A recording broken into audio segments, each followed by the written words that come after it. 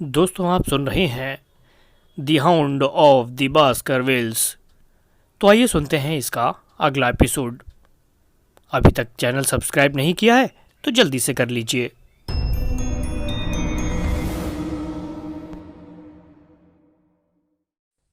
हमारे मित्र हेनरी और वो युवती रास्ते में रुक गए थे।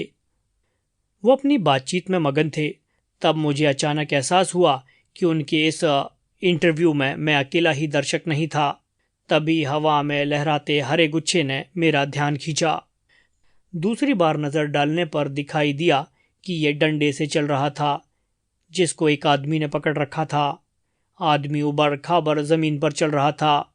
वो स्टेपलेटन था, जिसके पास तितली पकड़ने का जाल था। वो मेरी अपेक्षा युगल के ज्यादा पास था। वो उनकी ओर चल रहा था। उसी पल सर हेनरी ने मिस स्टेपलिन को अचानक अपनी ओर खींचा। उनका हाथ उसकी कमर में था। मुझे महसूस हुआ कि वो पीछा छुड़ाने के लिए ढकेल रही थी और मुंह दूर करने को कह रही थी। उसने अपने मुंह को उनके मुंह पर झुकाया और उसने अपने ऊपर रखा हाथ हटा दिया, मानो वो विरोध कर रही हों। दूसरे ही पल वो झटके के साथ अलग हो गए और जल्दी से घूम गए। ये सब स्टेपलेटन के कारण हुआ। वो उनकी ओर पागलों की तरह दौड़ रहा था। उसका तितली पकड़ने का जाल अब पीछे झूल रहा था। वो प्रेमियों के सामने हाथों और बाहों से संकेत कर रहा था और उत्तेजना के कारण नाच रहा था। इस दृश्य का क्या मतलब था, मैं कल्पना नहीं कर पा रहा था, पर मुझे ऐसा लगा कि स्टेपलेटन सर हेनरी को गाली दे रहा था और वो जवाब दे रहे थे। वो और ज्यादा गुस्सा कर रहा था और कोई भी दलील स्वीकार नहीं कर रहा था।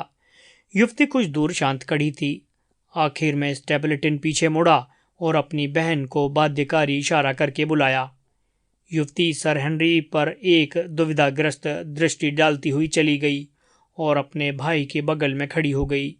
स्टेपलेटन गुस्सैल के अंग संकेतों से स्पष्ट था कि वो युवती भी उसके गुस्से में शामिल थी।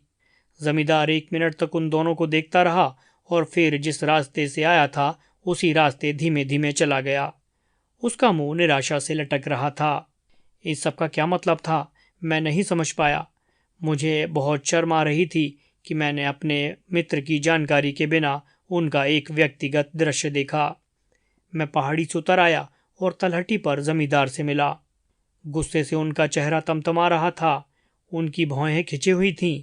समझ नहीं पा रहे थे कि वो क्या करें। वो बोले, अरे वॉटसन, आप कहाँ से टपक पड़े? तुम शायद ये तो नहीं कहना चाहते कि सब कुछ कहने के बावजूद तुम मेरा पीछा कर रहे थे? मैंने उनको सब कुछ समझाया। मेरे लिए पीछे रहना कितना नामुमकिन था और जो कुछ हुआ मैंने कैसे देखा। एक पल उनकी आंखों से चिंगारियां निकलीं, लेकिन मेरी स्पष्टता ने उनके गुस्से को ठंडा कर दिया। वो एक आश्चर्यमयी हंसी से खिलखिला रहे थे। तुमने शायद घास के बड़े मैदान को आदमी के व्यक्तिगत काम के लिए सुरक्षित समझा होगा, लाहौल वला, लेकिन मेरे इस प्रणय निवेदन को देखने सारा गांव उमड़ पड़ा, और वो भी कितना गया बीता प्रणय निवेदन। तुम बैठे कहाँ थे? मैं उस पहाड़ी पर था। तब तो काफी पीछे की लाइन में थे, लेकिन उसका भाई तो सामने था। क्या तुमने उसको हमारी तरफ आते देखा था? जी हाँ, मैंने देखा था। उसका ये भाई, क्या तुम्हें ऐसा लगा कि थोड़ा सनकी है? वो मुझे कभी ऐसा नहीं लगा। मुझे भी ऐसा नहीं कहना चाहिए। मैं हमेशा उसे आज तक एक काफी समझदार आदमी समझता था। मैं आपको बतला देता हूं कि या तो मुझे या उसे विषमलिंगी होना चाहिए। लेकिन मुझ में गलत क्या है वॉटसन? आपको मेरे पास रहते कई सप्ताह बीत गए हैं। क्या मुझ में ऐसा कुछ है जो उस युवती का, जिसे मैं प्यार करता हूं, एक अच्छा पति बनने से रोकेगा? मैं कहूंगा कि नहीं। वो सांसारिक परिस्थिति के लिए मेरा विरोध नहीं कर सकता, इसलिए वो मुझे किसी खास कारण की वजह से ही नहीं चाहता होगा। उसे मुझसे क्या आपत्ति हो सकती है? जहां तक मेरा ख्याल है, मैंने अपनी जिंदगी में किसी औरत या आदमी को कभी आहत नहीं किया। और एक वो है कि मुझे उसकी उंगलियों के पोर भी नहीं छूने देता। क्या उसने ऐसा कहा? हाँ, और भी बहुत कुछ। वॉटसन, मैं आपको बतलाता हूँ कि मैंने उस युवती को इन कुछ सप्ताहों से ही जाना है, लेकिन मुझे पहले दिन से ही लगा कि वो सिर्फ मेरे लिए ही बनी है और वो मेरा साथ पाकर खूब खुश थी। और ये बात मैं कसम खाकर कह सकता हूँ। औरत की आंखों में एक चमक होती है जो शब्दों से ज्यादा जोर से बोलती है, लेकिन वो हम लोगों को आपस में मिलने नहीं देता। आज मुश्किल से उस युवती से अकेले में 2 बातें करने का मौका मिला था। वो मुझसे मिलकर खुश थी, लेकिन जब वो बोली तो वो प्यार के बारे में नहीं बोली और उसने मुझे इसके बारे में बोलने भी नहीं दिया। वो बार बार यही दोहराती रही, ये भयानक जगह है और जब तक मैं यहाँ से छोड़कर नहीं चला जाऊंगा वो खुश नहीं हो सकेगी। मैंने उसे बतलाया कि जब से मैंने उसे देखा है तो मुझे वापस जाने की कोई जल्दी नहीं है और अगर वो वास्तव में चाहती है कि मैं चला जाऊं तो किसी तरह उसको भी मेरे साथ चलना होगा। इसके अलावा कोई दूसरा रास्ता नहीं है। इसके साथ मैंने अनेक शब्दों में शादी का प्रस्ताव भी उसके सामने रख दिया, लेकिन इससे पहले कि वो जवाब दे पाती, पागलों की शक्ल लिए उसका भाई हमारी तरफ दौड़ता आ गया। वो गुस्से से लाल पीला हो रहा था। उसकी चमकीली आंखों से गुस्से की चिंगारियां निकल रही थीं। मैं युवती के साथ क्या कर रहा था? मैं युवती की इच्छा के बावजूद उससे प्रिय संवाद कर उसे कैसे आकर्षित कर सकता था? क्योंकि मैं एक जमींदार था तो क्या मैं कुछ भी कर सकता था? अगर वो उसका भाई नहीं होता तो मुझे मालूम है कि मैं उसका कैसे जवाब देता। इसलिए मैंने उससे कहा कि मेरी भावनाएं उसकी बहन के लिए ऐसी हैं जिनकी मुझे कोई शर्मिंदगी नहीं है और वो मेरी पत्नी बनकर मुझे सत्कार दे सकती है। इससे मामला सुधरा नहीं। तब तो मैं भी आपा खो बैठा। मैंने उसको और ज़्यादा गुस्से में जवाब दिया, ये सोचकर भी कि वो पास ही खड़ी थी। शायद मुझे ऐसा नहीं कहना चाहिए था। इस तरह ये मामला उसके अपनी बहन के साथ चले जाने पर ख़त्म हो गया, जैसा कि आपने देखा। मैं यहाँ इतना उलझन में खड़ा हूँ जितना कि इस इलाके में कोई नहीं होगा। वॉटसन, आप मुझे सिर्फ इतना बतला दो कि इन सब का क्या मतलब है। मैं आपका बहुत आभारी रहूंगा। मैंने 1 या 2 दलील देने की कोशिश की, लेकिन मैं खुद ही पूरी तरह से उलझन में घिरा हुआ था। मेरे दोस्त का नाम, रुतबा, धन, उसकी उम्र, उसका चरित्र और उसकी सूरत सब उसके पक्ष में थे। मुझे इसके प्रतिकूल कुछ भी मालूम नहीं था।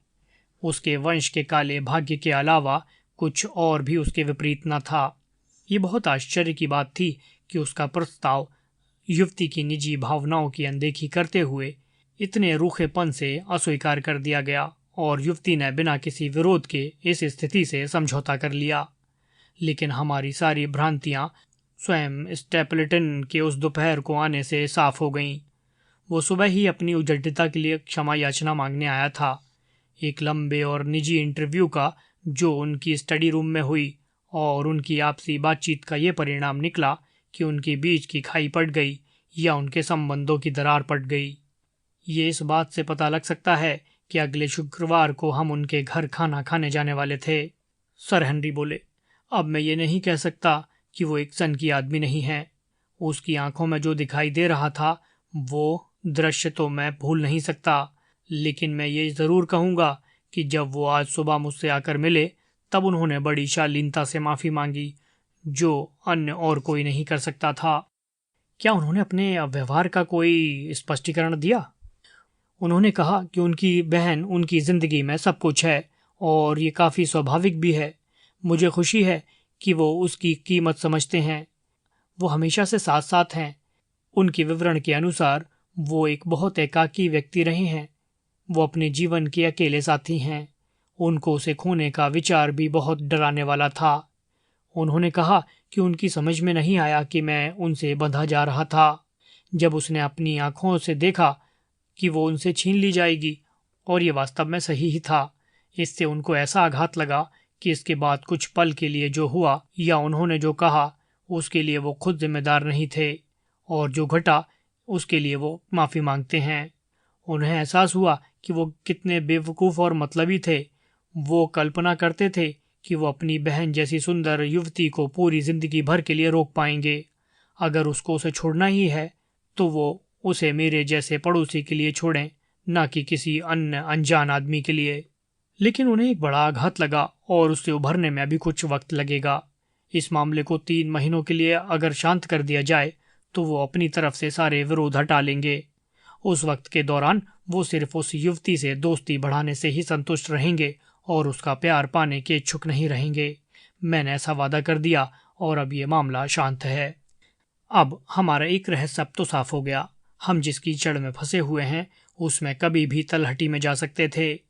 अब हमको पता चल गया कि स्टेपलेटन अपनी बहन के चाहने वालों को इतने अनादर से क्यों देखता था। विशेष रूप से जब चाहने वाला सर हेनरी जैसा योग्य हो। अब मैं एक दूसरे सूत्र की ओर चलता हूँ जिसे मैंने उलझी हुई गुत्थी में से निकाला था। जैसे रात को आने वाली सिसकियों का रहस्य, मिसेज बोरीमोर के गालों पर सूखे हुए आंसू, बावर्ची की पश्चिमी लैटिस खिड़की की गुप्त रहस्यमयी यात्रा। माय डियर होम्स, मुझे शाबाशी दो और बतलाओ कि मैंने एक एजेंट की तरह तुम्हें निराश नहीं किया। तुमने मुझे यहाँ भेजकर जिस अदम्य विश्वास का परिचय दिया, इसका तुम्हें कोई खेद नहीं।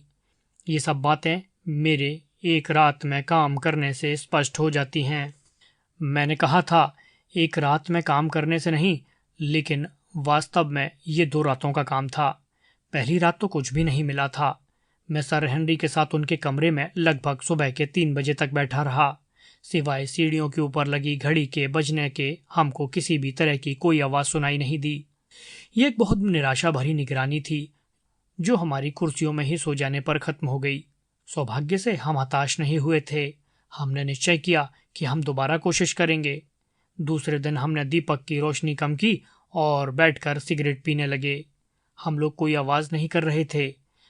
भरोसा नहीं हो रहा था कि वक्त इतना धीमे से खिसक रहा था, जैसे कोई शिकारी बैठकर किसी शिकार को जाल में फंसने का इंतजार करते वक्त अनुभव करता है। इसी तरह का शांत वातावरण हमारी सहायता कर रहा था। 1 बजा, फिर 2 बजे। हम प्रायः हताश होकर छोड़ने वाले थे कि हम यकायक सतर्क होकर अपनी कुर्सियों में बैठ गए। हमारी थकी हुई इंद्रियां पुनः जागरूक हो गईं। हमें गलियारे में किसी के पैरों की चरमराहट सुनाई दी। हमने इसे बड़े चुपके से सुना, जो हमारे पास से गुजरते हुए दूर जाकर खत्म हो गईं। तब उस जेंटलमैन ने अपना दरवाज़ा खोला और हमने पीछा शुरू किया। हमारा आदमी गलियारा पार कर चुका था और बरामदे में अंधेरा था। हम चुपके से चलते रहे जब तक कि हम दूसरे विंग में नहीं पहुंच गए। हम ठीक वक्त पर पहुंचे और हमें एक लंबे काले दाढ़ी वाले आदमी की एक झलक मिल पाई, जिसके कंधे गलियारे में दबे पांव चलने से झुक गए थे। तब वो उस दरवाजे के सामने से दोबारा गुजरा जिससे कि पहले गया था। मोमबत्ती की रोशनी से उसका आकार दिखा।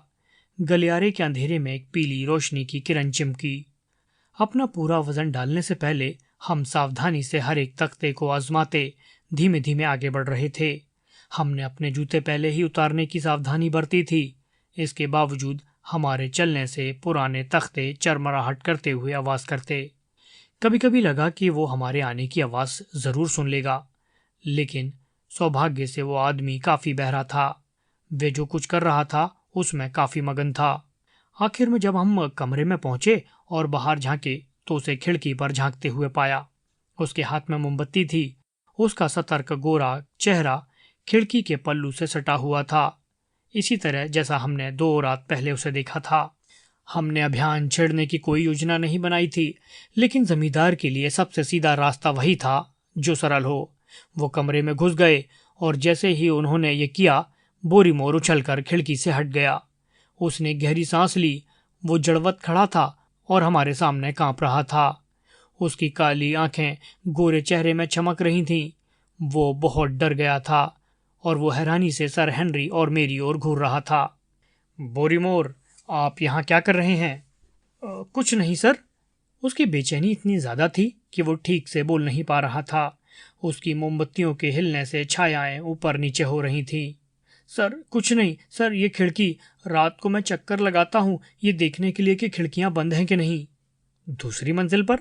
जी हाँ, सब खिड़कियाँ, सर हेनरी बोले।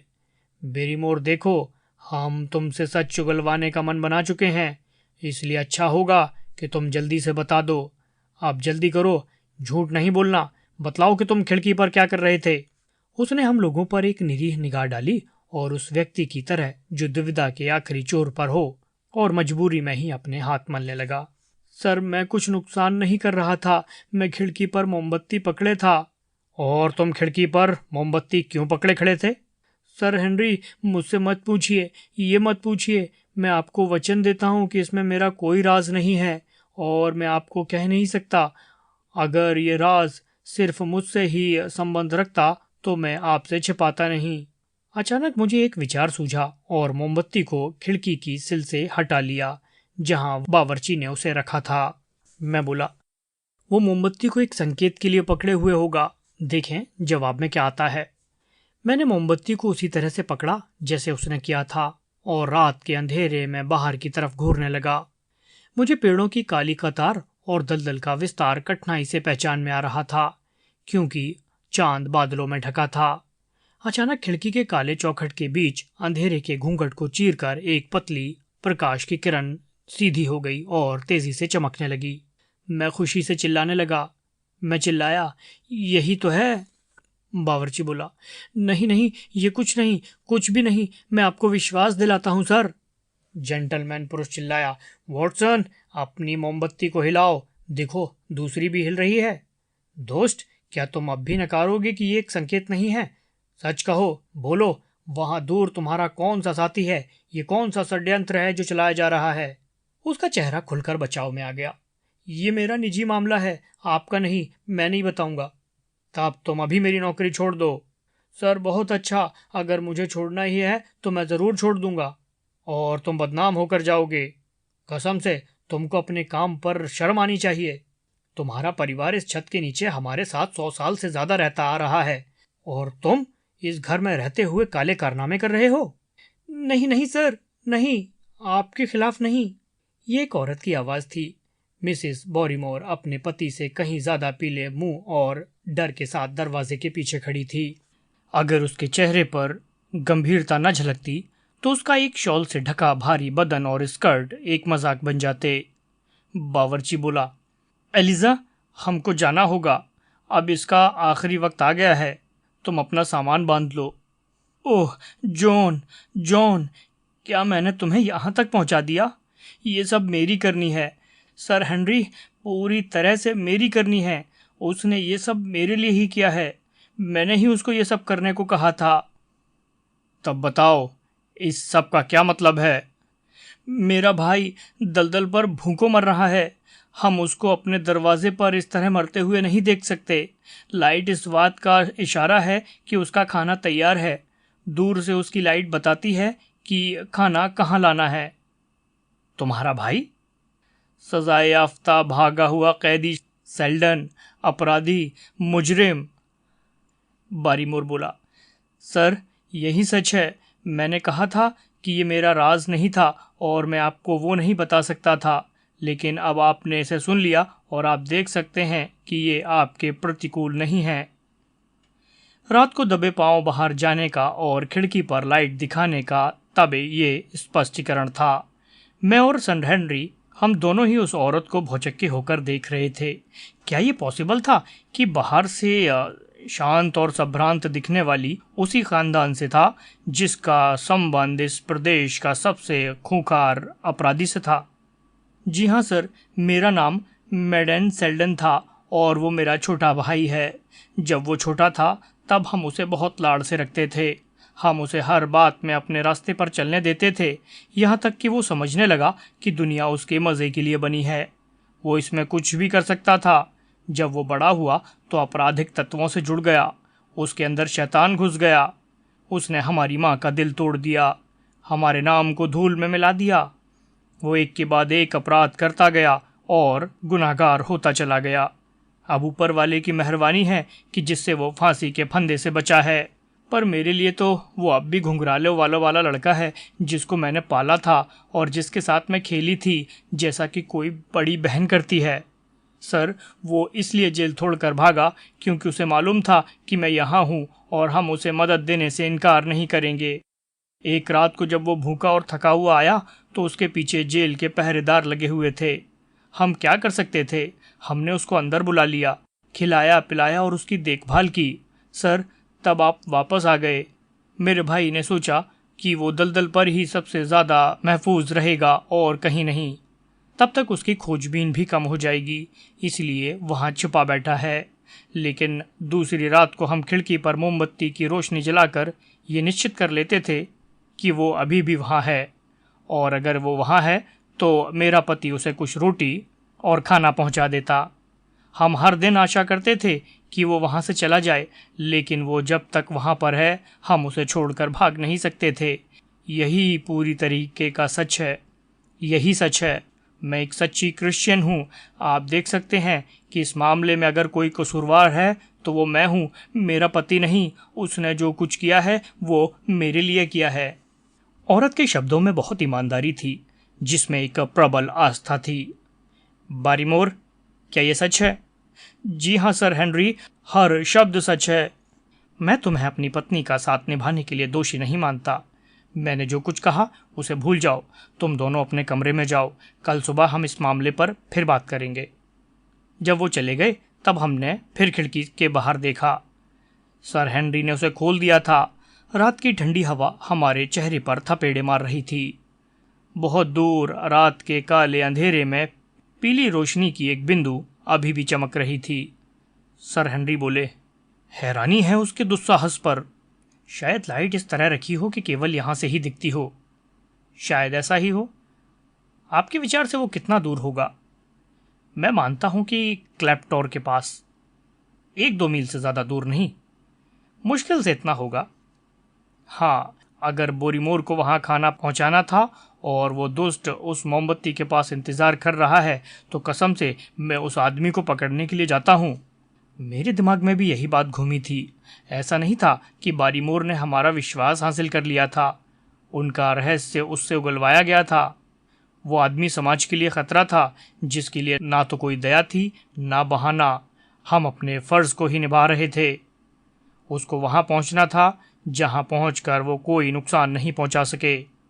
ये मौका हम ले रहे थे। अगर हम अपने हाथ रोक लें तो उसके क्रूर और हिंसक स्वभाव के अन्य लोग शिकार होंगे। उदाहरण के लिए, वो किसी भी रात हमारे पड़ोसी स्प्लिटन के यहाँ आक्रमण कर सकता है।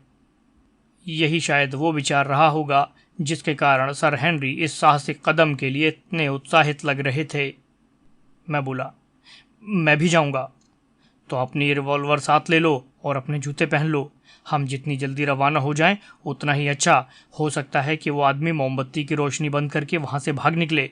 5 मिनट में हम दरवाजे के बाहर थे और अपने अभियान पर निकल पड़े। हम अंधेरे में झाड़ झांकड़, धीमे से कराहती पतझड़ की हवा और गिरती हुई पत्तियों की सरसराहट के बीच जल्दी से निकले। रात की हवा सड़न और नमी की बू से भरी थी। चांद कभी दिखाई देता, कभी छिप जाता। बादल आसमान पर छा रहे थे। जैसे ही हम दलदल के पास पहुंचे कि हल्की बूंदें पड़ने लगी। सामने रोशनी अभी भी चमक रही थी। मैंने पूछा, क्या आप हथियारबंद हैं? मेरे पास शिकार करने का हथियार है। हमको उसे जल्दी दबोच लेना चाहिए। वो एक खतरनाक आदमी है। हम उसे इस तरह पकड़ेंगे कि उसे हैरानी होगी। इससे पहले कि कोई बाधा डाले, हम उसे बेबस कर देंगे। जमींदार बोले, वॉटसन, होम्स इसके बारे में क्या बोलेंगे? अंधेरे की उस घड़ी के बारे में क्या बोलेंगे जब शैतानी ताकत बुलंदी पर होती है? मानो उसके जवाब में दलदल के घने अंधेरे से अचानक एक अजीब सी चीख सुनाई दी। ऐसी चीख जो मैं पहले भी बड़ी ग्रिम्पिन मायर के किनारे सुन चुका था। रात के सूनेपन में हवा के साथ एक लंबी घुर्राहट, फिर बढ़ती हुई रंभाने की आवाज, फिर दुखी कराहना, जिसमें वो चीख विलीन हो गई। बार बार पूरा वायुमंडल इस कानफोड़ और धमकी भरी जंगली आवाज से कांप रहा था। जमींदार ने मेरी बांह पकड़ी। अंधेरे में उनका सफेद चेहरा चमक रहा था। वॉटसन, ये क्या था? ईश्वर खैर करे। मुझे नहीं मालूम। ये आवाज दलदल से आती है। मैं पहले भी एक बार इसे सुन चुका हूं। आवाज बंद हो गई थी। अब हमारे ऊपर पूरी तरीके से सन्नाटा था। हम कान लगाकर सुन रहे थे, लेकिन वहां कुछ न था। जमींदार बोले, वॉटसन, ये खूंखार जानवर की चीख थी। मेरी नसों में खून जम गया। उनकी आवाज में एक टूट थी। इससे संकेत मिल रहा था कि अकस्मात उनको भयानक डर ने जकड़ लिया था। वो लोग इस आवाज को क्या कहते हैं? उन्होंने पूछा। कौन लोग? गांव वाले, आदिवासी? अरे वो तो अनपढ़ लोग हैं। आपको क्या मतलब कि वो इसे क्या कहते हैं? वॉटसन, मुझे बतलाओ वो उसके बारे में क्या कहते हैं। मैं हिचकिचाया, लेकिन सवाल से बच नहीं सकता था। वो कहते हैं कि ये वास्कर विल्स के खूंखार जानवर की चीख है। उन्होंने कराह ली और फिर कुछ पलों के लिए शांत हो गए। आखिर में वो बोले, वो खूंखार जानवर था, लेकिन मैं सोचता हूं कि ऐसा लगा कि आवाज सामने से कई मील दूर से आई थी, है ना? ये कह पाना मुश्किल है कि कहां से आई थी। हवा के साथ ये कम और ज्यादा हुई। क्या ये बड़ी ग्रिम्पिन मायर की दिशा नहीं? हाँ, यही है। अच्छा, ये वहीं से थी। ठीक है वॉटसन, क्या तुम्हें खुद ये नहीं सोचा कि ये खूंखार जीव की चीख थी? मैं बच्चा थोड़ी हूँ, सच कहने से तुम्हें नहीं डरना चाहिए। जब मैंने इसे पिछली बार सुना था तो स्टेपलेटन मेरे साथ थे। उन्होंने कहा था कि किसी अजीब चिड़िया की आवाज़ भी हो सकती है। नहीं नहीं, क्या इन सब कहानियों में कुछ सच भी हो सकता है? हे भगवान, क्या ये पॉसिबल है कि वास्तव में इस शैतानी कारण का मुझे खतरा है? वॉटसन, तुम इसमें भरोसा नहीं करते? नहीं नहीं, लंदन में इसके ऊपर हंसना एक अलग बात थी, लेकिन यहाँ दलदल के अंधेरे में खड़े होकर ऐसी आवाज़ सुनना एक अलग बात। मेरे अंकल के मरे हुए शरीर के बगल में तो खूंखार जीव के पदचिन्ह भी थे। इस सब का हिसाब यही बैठता है वॉटसन। मैं डरपोक तो नहीं हूँ, लेकिन ऐसा महसूस होता है कि इस आवाज़ को सुनकर मेरा खून जम गया हो। मेरे हाथ को छूकर देखो, ये इतना ठंडा था मानो संगमरमर पत्थर हो। आप कल तक बिल्कुल ठीक हो जाएंगे। मैं नहीं सोचता कि मैं इस आवाज़ को अपने दिमाग से कभी निकाल पाऊंगा। आप सलाह दें कि अब हमको क्या करना है। क्या हम वापस चलें? कसम से नहीं, हम अपने अपराधी को पकड़ने निकले हैं और हम ज़रूर पकड़ेंगे। हम अपराधी का पीछा कर रहे हैं, न कि खूंखार जानवर का। आओ चलें, हम इसे करके ही रहेंगे, चाहे दलदल के गड्ढे के सारे प्रेत ही बाहर क्यों ना आ जाएं। हम अंधेरे में ठोकर खाते हुए आगे बढ़ रहे थे। पहाड़ी चट्टान का साया हमारे चारों ओर घिर रहा था। सामने पीले प्रकाश की किरण चमक रही थी। घनी अंधेरी रात में दूरी का जितना धोखा प्रकाश की किरण दे सकती थी, उतना धोखा और कुछ नहीं देता। कभी तो चमक दूर क्षितिज पर लगती, तो कभी हमसे बिल्कुल कुछ गज की दूरी पर। आखिर में हम देख पाए कि ये कहाँ से आ रही थी, और तब हमें पता हुआ कि हम वास्तव में बहुत करीब थे। एक पीली मोमबत्ती को चट्टान की एक दराज में रख दिया गया था। इसके दोनों ओर चट्टान घिर रही थी, जिससे हवा उसे बुझा ना पाए और वो दिखाई भी ना दे। वो सिर्फ बास्कर विल्स हॉल की दिशा में दिखती थी। हमको एक चट्टान ने छिपा रखा था। इसके पीछे छिपकर हमने इसके ऊपर से झांका और प्रकाश के संकेत को देखा। इस अकेली मोमबत्ती को दलदल के बीच जलते हुए देखकर बड़ा अजीब लग रहा था। वहां जीवन का कोई निशान नहीं था। एक सीधी रोशनी की लौ और उसके दोनों ओर चट्टान की चमक थी। सर हेनरी ने कानाफूसी की। अब हम क्या करेंगे? यहाँ ठहरें, वो अपनी मोमबत्ती के पास ही होगा। देखें, क्या हमें उसकी एक झलक मिल सकती है क्या? मेरे मुंह से मेरे शब्द निकले ही थे कि वो हम दोनों को दिखलाई दे गया। चट्टानों के ऊपर उस दरार से जहां मोमबत्ती जल रही थी, एक शैतानी पीला चेहरा उभर कर आया। भयानक जानवर जैसा चेहरा जो नीच हवस से भरा हुआ था, कीचड़ से मैला था, कड़े बालों की दाढ़ी थी, उलझे हुए बाल थे। ये उन आदि मानवों की तरह लग रहा था जिन्होंने शुरुआत में चट्टानों के बिलों में रहकर अपनी जिंदगी गुजारी थी। नीचे का प्रकाश उसकी चालाक आंखों में चमक रहा था। वो जंगली जानवर की तरह जिसने शिकारियों की पद ध्वनि सुन ली हो। उसकी आंखें अंधेरे में दाएं बाएं झांक रही थीं। साफ था कि किसी चीज ने उसका शक जगा दिया था। ऐसा हो सकता था कि बारीमोर कोई निजी संकेत दे रहा था जो हमने नहीं दिया, या और कोई दूसरा कारण था जिसकी वजह से वो सोच पा रहा था कि सब कुछ ठीक नहीं है। लेकिन मैं उसके दुष्ट चेहरे पर डर पड़ सकता था। किसी भी पल वो प्रकाश को बुझाकर वहां से चंपत हो सकता था। अंधेरे में मैं सामने लपका और सर हेनरी ने भी ऐसा ही किया। इसी वक्त अपराधी जोर से चिल्लाया और पत्थर फेंका, जो चट्टान से टकराकर चूर चूर हो गया जिसने हमें शरण दी थी। जैसे ही वो भागने के लिए तैयार हुआ, मुझे उसके फूहड़ नाटे बलवान शरीर की एक झलक मिली। सौभाग्य से उसी वक्त चांद बादलों को हटाकर निकल आया। हम पहाड़ी के ऊपर दौड़े और हमारा अपराधी पहाड़ी के नीचे दूसरी तरफ तेजी से दौड़ा। वो रास्ते में पड़े पत्थरों को एक पहाड़ी बकरी की सक्रियता से पार कर रहा था। अगर मुझ पर कोई हमला होता तो मेरी रिवॉल्वर की एक लंबी गोली उसे अपंग कर सकती थी। मैं रिवॉल्वर सिर्फ अपनी सुरक्षा के लिए ही लाया था। मुझे एक निहत्थे भागते हुए आदमी पर गोली नहीं चलानी थी। हम दोनों अच्छे धावक थे और सेहत में भी अच्छे थे। हमको जल्दी पता लग गया कि हम उसे लांघने की स्थिति में नहीं हैं। हम उसे चांद की रोशनी में तब तक देखते रहे जब तक कि दूर की पहाड़ी पर चट्टानों के बीच जल्दी से चलता हुआ वो एक छोटा धब्बा बनकर रह गया। हम तेजी से दौड़ रहे थे और तब तक दौड़ते रहे जब तक हम टूट नहीं गए। हम दोनों के बीच की दूरी बढ़ती गई। अंत में हम रुक गए और हाँफते हुए 2 चट्टानों पर बैठ गए। हमने उसे दूर गायब होते हुए देखा। इसी वक्त एक अजीब बात हुई। हम लोग चट्टान से उठ गए थे और घर वापसी के लिए मुड़ रहे थे। हमने एक निराशाजनक स्थान को पीछे छोड़ दिया था। दाईं तरफ नीचे चांद था। चांदनी रात में नीचे के ग्रेनाइट की पहाड़ी के दांतेदार शिखर चमक रहे थे। वहां पर पहाड़ी के ऊपर एक आदमी की शक्ल दिखाई दी। यह अबनूस की मूर्ति की तरह काली थी। मिस्टर होम्स, ऐसा ना सोचें कि यह कोई मायाजाल था। मैं आपको बतलाता हूं कि मैंने अपनी जिंदगी में इससे ज़्यादा स्पष्ट कुछ नहीं देखा। जहां तक मैं समझ पाया, वो एक लंबे पतले आदमी की शक्ल थी। वो अपने पैरों को कुछ दूर करके खड़ा था, बाहें बंद की थीं और सिर झुका हुआ था। शायद वो उसके पीछे फैले हुए ग्रेनाइट और नरम कोयले के जंगल के बारे में चिंतन कर रहा हो।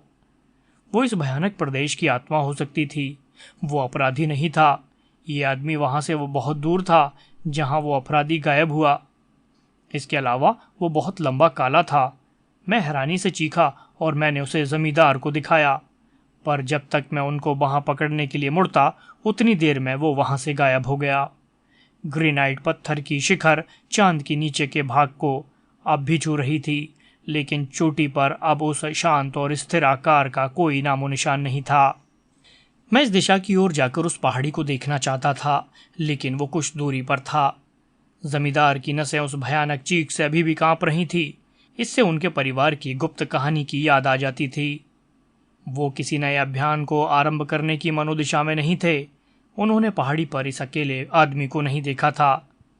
उसकी अजीब और प्रभावशाली उपस्थिति ने मुझे जो दिया था, उसकी झलक को वो महसूस नहीं कर पाए थे।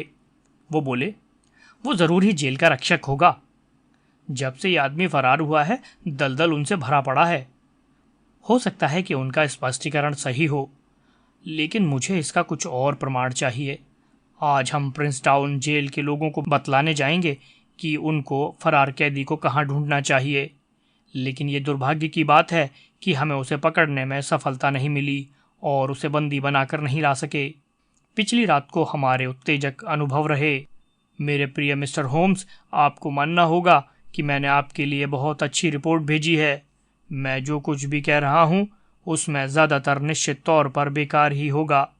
मैं चाहता हूँ कि मैं आपको सारे तथ्यों से अवगत करा दूँ। आप उनमें से एक चुन लें जो आपको सही नतीजा निकालने में मददगार हो। हम निश्चित तौर पर कुछ प्रगति कर रहे हैं। जहाँ तक बारीमोर का सवाल है, अब हमें उनकी गतिविधियों के पीछे छुपे मकसद का पता चल गया है। इससे परिस्थिति काफ़ी साफ हो गई है, लेकिन दलदल अपने रहस्यों और अजीब निवासियों के साथ एक हमेशा गूढ़ विषय बना रहता है। शायद अगली बार मैं इस बात पर कुछ और भी प्रकाश डाल पाऊँ। शर्लॉक होम्स की अगर आपने पहली स्टोरी अभी तक नहीं सुनी है तो उसका लिंक आपको आई बटन में मिल जाएगा, उसको ज़रूर सुनिएगा। इस कहानी में आगे क्या हुआ ये जानने के लिए चैनल को सब्सक्राइब कीजिए और बेल आइकन को हिट कीजिए। तो मिलते हैं अगले एपिसोड में, तब तक के लिए नमस्कार।